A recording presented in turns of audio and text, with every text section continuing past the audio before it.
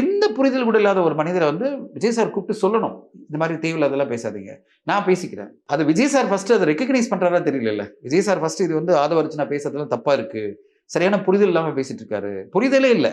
அந்த நேரத்தில் அதிமுக இருக்கும்போது அதிமுக தானே பிரஷர் போட்டுருக்கணும் ரஜினி சார் மேல. அரசியல் வராதீங்கன்னு சொல்லிட்டு. டிஎம்கே எப்படி பிரஷர் போட? அவங்களே ஆப்போசிஷன்ல இருக்காங்க.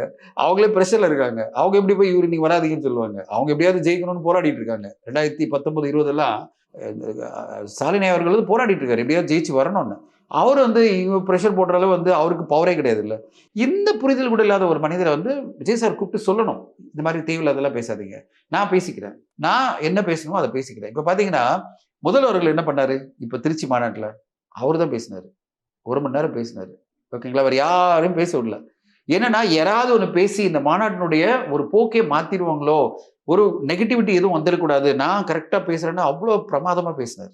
1 மணி நேரம் நான் பார்த்து வியந்தேன். இந்த வயசுல இந்த எனர்ஜியோட திரு மு.க. ஸ்டாலின் அவர்கள் பேசுறது பார்க்கும்போது வியப்பா இருந்தது. 1 மணி நேரம் கிட்ட பேசுறாரு. அவ்வளவு எனர்ஜியா பேசுறாரு. அதுக்கு முன்னாடி பட்டிங் டேலண்ட்ஸ் ஸ்பீக்கர்ஸ் அவங்கள பேச விட்டாங்க.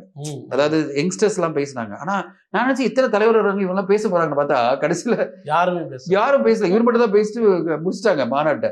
என்னடா இது புதுசா இருக்குல்ல அப்படின்னு சொல்லிட்டு. அப்போ மக்களும் வந்து ரசிச்சுட்டு போயிட்டாங்க. ஓகே முதல்வர் என்ன சொன்னாரோ பாத்துட்டுப்பா அவ்வளவுதான். இப்ப எப்படின்னா சீஃப் கெஸ்ட் முதல்ல பேசிட்டாரு.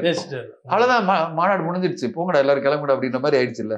அது சிறப்பா நடந்துச்சு இல்ல. எல்லாரும் வந்தவங்க எல்லாம் டைம்ல எல்லாம் வீட்டுக்கு போயிட்டாங்கல்ல.